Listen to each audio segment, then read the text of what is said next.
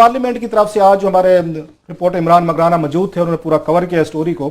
आज उन्होंने कहा है, जो बाद में आई है, कि उन्होंने आखिर फैसला किया है कि जनाब, क्योंकि ये स्कैंडल है, ये थद्दे पड़े हुए हैं सारे के सारे, दुबई लीग से रिलेटेड है ये सारी चीजें।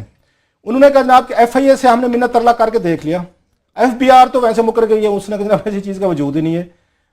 FIA ने सिर्फ 100 लोगों की लिस्ट दे दिया सर, और 100 लोगों की वो लिस्ट है जिनमें कोई मशहूर नाम नहीं है, अल्लाह के फजल से सभी को निकाला हुआ है, क्योंकि सारे इदारे हमारे पोलिटिसाइज हो चुके, डरते हैं ना कि जनाब इतना बड़ा नाम देख के डर जाते हैं हमारा अफसर जो है कि यार मैंने इसके बारे में कह दिया तो लोग मेरे पे यकीन ही नहीं करेंगे जब मैं अपनी सीट पे रहूंगा या नहीं रहूंगा। सो FIA ने मुकम्मल उनके साथ अदम तामुन किया कमेटी के साथ।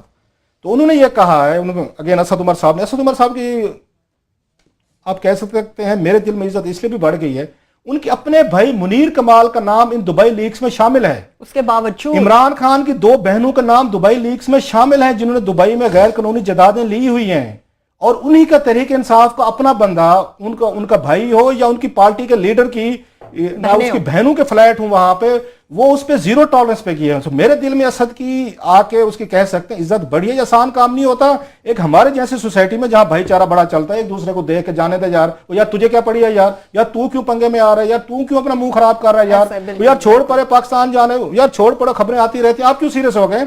सो असद को ये क्रेडिट मेरा ख्याल है जाता है कि उसने पर्सनल अपने भाई के से रिलेटेड है, अपनी पार्टी के चेयरपर्सन उसके इमरान खान के उनके जो है उनकी बहनों के हैं, इसमें जो फ्लैट्स के नाम है, still they are probing it, और वो उसको फॉलो कर रहे हैं। तो हमें आ रही उस पे